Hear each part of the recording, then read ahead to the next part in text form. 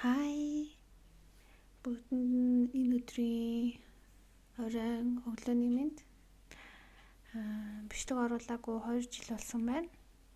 Тэгээд энэ удаа би илүү ажлын талаар бас өөрийнхөө сурч мэдсэн зүйлсийг тэгээд анх одоо сургуулаа төгсөж байгаа дөнгөж төгсөж байгаа оюутнуудад илүү хэрэгтэй юм болов уу гэж бодоод өөрийнхөө ажлын туршлагаасаа юу сурч авсан бэ? Юун дээр анхаарах хэрэгтэй вэ гэсэн бичлэг оруулъя гэж бодлоо. Тэгээд хамгийн түрүүнд ерөнхийдөө 3 зүйлийн талаар ярина. Эхнийх нь болохоор анх их сургуулаа төгсөөд яг ямар хүлээлттэй байсан? Тэгэнгүүт бодит нөхцөл байдал яг ямар байдаг вэ? Хоёрдугаарх нь болохоор сургууль төгсөхөөсөө өмнө ямар чадварууд ажлын байран дээр наад захын чадварууд ямар чадварууд хамгийн чухал байдаг вэ гэдэг талаар 3 дугаарх нь болохоор одоо бизнес уулзалтанд өөрийгөө хэрхэн бэлдэх вэ гэдэг талаар энэ 3 зүйлийг ерөнхийд нь ярина. Тэгээд бас ажилтай холбоотой сурч авсан мэдсэн одоо туршлагаасаа хуваалцсанаа. Миний хувьд болохоор одоо ажил дээр гараад 5 жил болсон байна. Тэгээд энэ хугацаанд болохоор анх их сургуулаа төгсчөөд яг ажил яг корпорат ажил гэж яг ямар байдаг талаар ямар ч ойлголтгүй байсан. Тэгээ их сургуулаа төгсчөөд шууд л одоо менежер ахлах гэдэг юм уу тэр төвшөнд одоо их сургууль төгссөн болохоор за би одоо менежерийн төвшөнд шууд ажиллана гэдэг тийм бодолтой байсан. Гэхдээ хизээч тийм байхгүй. Чи үнэхээр л бүр нэг их сургуулиасаа ажиллаад эхэлсэн биш л бол ямар ч ажлын туршлагагүй хүнд бол шууд төгсөнгүүтээ чи инженерээр төгссөн ч бай, эсвэл маркетингаар төгссөн ч бай, маркетингийн менежер шууд болох, эсвэл тухайн төвшөнд дахлах инженер ч юм уу шууд болох ямар ч боломжгүй. Яагаад тэгэхээр чамд тухайн ажлыг хийсэн туршлага бол байхгүй. Тэгэхээр хамгийн наад захын мэрэгжилтэнгээс эхэлнэ гэдгийг маш сайн ойлгох хэрэгтэй. Тэгэхгүй нөгөө их сургуульдаа сураад нөгөө бид нар чинь ерөнхий мэдлгүүдийг л авч байгаа. Тэгэхээр ерөнхий мэдлэгийг авахдаа бас практик дээр яаж хийдэг үү гэдэг тийм мэдлэг байхгүйгээр ерөнхий л мэдээллүүдийг авдаг. Тэгээд ажил дээр гараад жинхнээсээ тэрийгээ яаж хийдгийг нь суралцдаг. Тийм болохоор чи шууд тухайн мэргэжлэрээ шууд өндөр албан тушаалт ч юм уу эсвэл дунд төвшөнд бол орох боломжгүй. Тэрийг маш сайн ойлгох хэрэгтэй. За бодит нөхцөл байдал бол тийм байдаг. За хоёрдугаарх нь болохоор би яг нэг сургуулаа төгсгөөсөө өмнө яг юу мэдсэн байх шаардлагатай байсан бэ гэдгийг одоо нэг ажил дээр гараад мэдж авсан зүйлсүүдээ ярий. Ер нь бол яг бусад нөгөө мундаг оюутнууд гэх юм уу эсвэл бусад шууд нэг ажил их сургууль дахтай ажилтсан оюутнууд бол мэдээж илүү мундаг байгаах. Миний хувьд болохоор яг их сургуулийн хугацаанд ерөөсөө ажлын туршлага ерөөсөө ажил дээр одоо корпорат ажил ямар байдгийг ямар ч ойлголтгүйгээр сургуулаа төгсөөд шууд ирээд ажилд орсон. Тэгээд тухайн үед болохоор би юу мэдэхгүй байсан бэ гэхэд нэгдүгээрт нь имэйлийн харилцаа. За чи ямар ч корпорат ажилд орсон имэйл гэдэг бол маш чухал. За дийлэнх мэдээллүүдийг чи имэйлээсээ нэг аавна. Бусад хүмүүс рүү бас officially мэйлээр мэдээлэл явуулдаг. Тэгэхээр имэйлийн харилцааны анхан шатны мэйл хэрхэн бичих үү, яаж бичих үү, одоо гэх мэтчлийн анхан шатны зүйлүүдийг бол мэддэг байх хэрэгтэй. За жишээ нь наад зах нь гэхэд чи хин нэгэн лөө мэдээлэл өгч байгаа бол түү дээр нь тухайн хүнийг CC-д нь болохоор тухайн мэдээллийг мэдчих хэвээр удирдлагуудаас CC-тэгч гэдэг юм уу.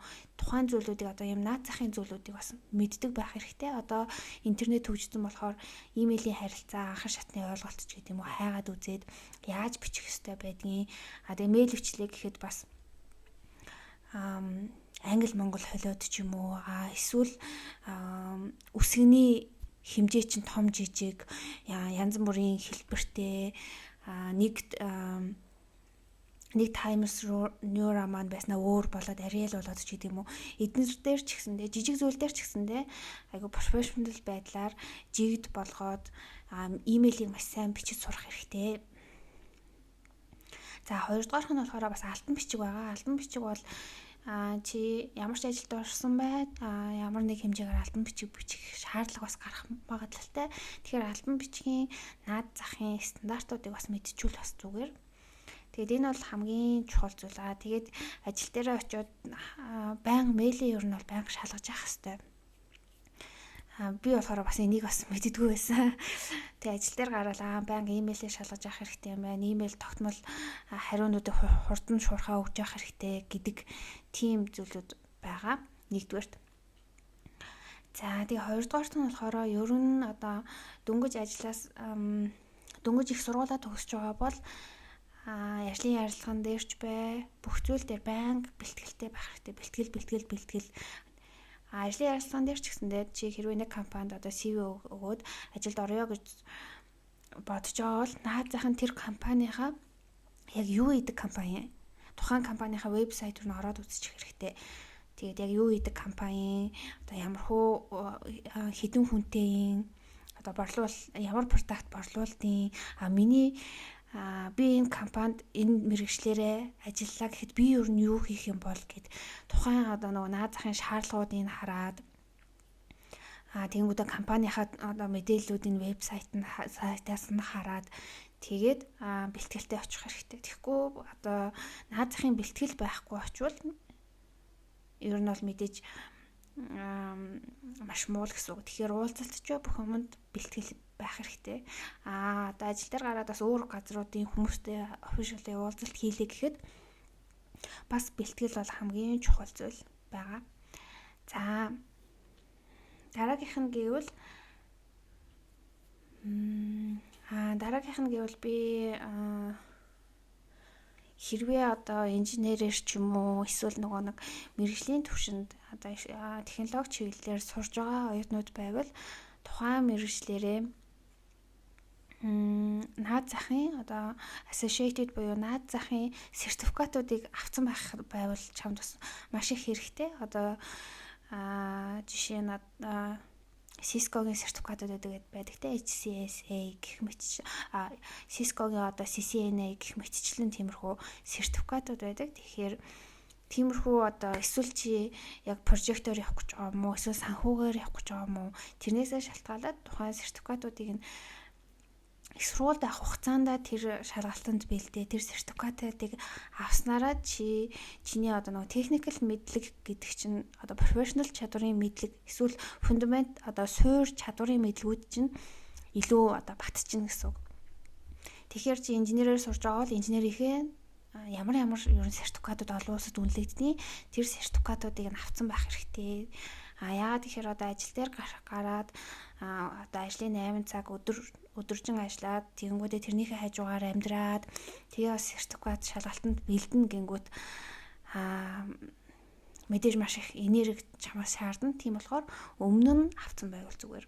Тэгээ өмнө нь авснараа чи бас өөрийгөө ажлын байрандаа илүү бэлтэж байгаа.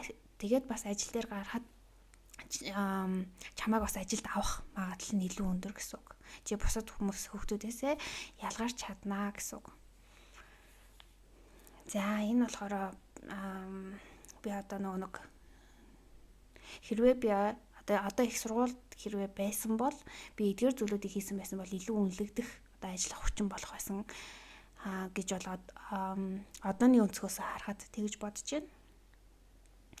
За тэгээд бас одоо төгсөж байгаа оюутнууд эсвэл оюутнуудаас нөгөө их сургуулийнхаа багш нартай бас яг мэргэжлийн чиглэлийнхээ багш нартайгаа бас харилцаа маш сайн байх хэрэгтэй. Одоо яагаад гэхээр ингээд би одоо ингээл 5 жил ажиллаж байна те. Тэгэл тэнгууд манайд ингээл надад ер нь дийлэх газруудад одоо хүний нөөц ингээд одоо үед бол маш их дутагдж байгаа. Тэгэнгүүт хүмүүс нөгөө нэг их сургуулийн бүтэдийн багш нар руу одоо таньдаг багш нууд руугаа ч юм уу эсвэл нөгөө хамтын ажиллагаатай байдаг сургуулийнхаа багш нар руу хамгийн түрүүнд холбогддог. Тэгэхээр чи багш нартайгаа илүү ойр багш нартаа одоо мундаг сурагч шүү гэдгээ багш нар чинь чамайг мэдснээрээ чамд нөгөө нэг opportunity-ийг өмнө нь олж өгөх тийм боломжууд гарч ирдэг. Яагаад тэгэхээр тэр багш нараас чинь байнга сайн сурагч байна уу? Эсвэл нэг ийм хөтөлбөр байна. Энэнд оролцуулаач гэсэн тийм боломжуудыг дандаа шууд багш нар руу ханддаг. Тэгэхээр тэр боломжоос чи авах боломж нь бүрднэ гэсэн үг. Тэгэхээр тийм удирдах төвшний хүмүүстэйгээ маш сайн харилцаа холбоотой, коннекшнтэй, өөрийнхөө чадварыг харуулдаг тийм байх нь маш чухал шүү гэж хэлмээр байна. За тэгээд ажил дээр гараад би сурсан бас нэг зүйлээ хэлье гэж бодлоо. Энэ нь болохоор бизнес харилцаа, бизнес уулзалтад өөрийгөө хэрхэн бэлдэх хэрэгтэй вэ? За манай захирал болохоор би Монгол компанид нэлээд хэдэн жил ажилласан. Тэгээд дараанаас олон улсын компанид одоо бол ажиллаж байгаа. Тэгээд манай удирдлага болохоор надтай хамт ингээ уулзалтанд явахаас өмнө надад болохоор нэг зүйлийг зааж зөвлөсөн. Тэр нь болохоор юу вэ гэхээр бизнес уулзалтууд дээр чи ямар ч хүнтэй уулзах байсан дандаа бэлтгэл маш чухал. Одоо жишээ нь эхний чи яг хинтээ уулзах гэж байгаа. Уулзалтан дээр чи ямар хүмүүс байх юм гэдэг мэдээллүүдээ чи өмнө нь бас мэддэг байх хэрэгтэй. Яг ямар хүмүүстэй би уулзах гэж байгаа юм бэ? Бид нар яг юуны талаар ярих гэж байгаа юм бэ гэдэг мэдээлэл. За эхнийх нь болохоор одоо юуны талаар хэлцээр их сэдвээ маш сайн мэдчих хэрэгтэй. Би одоо яг ямар уулзалт хийх гэж байгаа, юуны талаар танилцуулах гэж байгаа. Тэгээ хинт танилцуулах гэж байгаа. Тэгээ нөгөө газрынхаа уулзах гэж байгаа байгууллагынхаа бэкграунд мэдээлэл, нөгөө уулзах гэж байгаа хүнийхээ бэкграунд мэдээллийг судалсан байх хэрэгтэй өмнө нь. За энэ хүн одоо ямар сургууль төгссөн, юунд дуртай, хобби нь юу юм ч гэдэг юм уу. Тэр бүх мэдээллүүдийг судлах хэрэгтэй. Яагаад тэр нөгөө нэг хэлцээр их гэж байгаа хүнээ судлах хэрэгтэй вэ гэхээр ер нь бол ихэнх уулзалтууд дээр бол negotiation айгүй хийгддэг. Тэгэнгүүт тухайн хүн чамаас одоо тухайн хүнийхээ бэкграундыг судалснараа хоёр талаасаа нийцэх боломжтой зүйлүүдийг нь бас мэдж болдог. Эсвэл яриаг одоо эхэлж өрнүүлэхэд юу яриул одоо энэ хүн илүү дуртай байх вэ ч гэдэг юм уу те. Тэр мэтчлэн зүйлүүдийг мэдж авах боломж нь бүрддэг юм аа. Тэгээд бас нэг зүйл нь болохоор ер нь бол нөгөө negotiation юм уу хэлэлцээр хийгээд болохоор одоо эсвэл уулзалтан дээр одоо тухайн хүн энэ хүн надаас юу хүсэж байгаа вэ гэдгийг нь өмнө нь ер нь бол бодсон байх хэрэгтэй. Одоо би энэ хүнд юу өгвөл илүү анхаарлыг нь татчих чадах уу? Эсвэл энэ хүн надаас яг юу хүлээж байгаа гэдгийг мэдчихэвэл чи тухайн зүйлийг нь ярьснаар тухайн хүнийг бол илүү одоо нэг анхаарлыг нь татна. Тухайн хүн одоо дийл дээр гэх юм уу илүү нөгөө хоёр талаасаа уулзах боломжийг нь эхэлж бүрдүүлж өгдөг. Ягаад тэгэхээр чи тухайн хүнийгээ эхлээд одоо нөгөө бэкграунд бүх мэдээллүүдийг нь тодорхойлцоод за энэ хүн надаас ийм юм хүсэж байгаа. Эсвэл энэ хүнд би ийм юм санал болговол одоо энэ хүн илүү сонирхол нь төрөнч гэдэг юм уу тийм зүйлүүдийг бэлдсэн байх хэрэгтэй. Тэгээд эргүүлээд би энэ хүнээс юу хүсэж байгаа гэдгээ бас хэлэх. Ийм одоо харилцааны чадварууд тийг өмнө нь бол маш сайн бэлтгэсэн байх хэрэгтэй байдаг. За тэгэхэд энийг болохоор манай удирдлага надад хэлжсэн чи ингээ ямар ч хүнтэй уулзахдаа дандаа энэ гурван одоо наад захын бэлтгэлийг хийж байгаарай. Одоо дөрвөн бэлтгэл гэсэн үг шүү дээ. Эхлээд тухайн байгууллага судална. Тэгэнгүүтээ тухайн уулзах гэж байгаа хүнийхээ мэдээллийг нь бэлдэх хэрэгтэй. Тэгэнгүүтээ энэ хүн надаас гэдэг юм уу одоо энэ байгууллагт бид нар ямар үн цэнтэй юм өгөх юм бэ? Ямар ашигтай зүйл би санал болгож байгаа. Зөрүүлээд би тэднээс юу хүсэж байгаа гэдэг тэр нөхцлүүдийг өмнө нь тодорхойлцоод уулзалт хийвэл тухайн уулзалт чинь маш үр дүнтэй болдог шүү гэж хэлмээр байна. За энэ зүйлийг болохоор би удирдлагаасаа сурч авсан. За тэгээд хоёр дахь зүйл нь гэвэл чи ямар ч ажил хийсэн бай тухайн ажил дээрээ байнга өөрийгөө ингээд дүгнж агаарай. За би энэ дээр ингээ алдчихлаа. Нөгөө алдаага дахин тавтаал байвал нөгөө тэнэг хүн гэдэг штэ. Тэг одоо нөгөө бусдын алдаан дээрээс суралцж байвал ухаантай гэдэг үг байдаг те. Тэгэхээр ядаж өөрийнхөө алдаан дээрээс одоо тэмдэглэж аваад за би ийм ажлыг ингэж хийдэг энэ алдаа гаргалаа. Дараагийн удаа ингэж сайжруулах юм байна гэд ингээд тэмдэглээд ч юм уу эсвэл ингээд бодоод ч юм уу байнга ингээд өөрийгөө сайжруулад яваарэ. Тэгвэл чи одоо мэрэгжилтэн байсан бол менежерийн төвшөнд, менежер байсан бол ахлахын төвшөнд гэдэг ингээд бүх зүйл чинь ингээд алхамаар ингээд туршлага чинь ингээд нэмэгцээр агаад алхамаар өсөөд явд юм аа. Тэгээд бас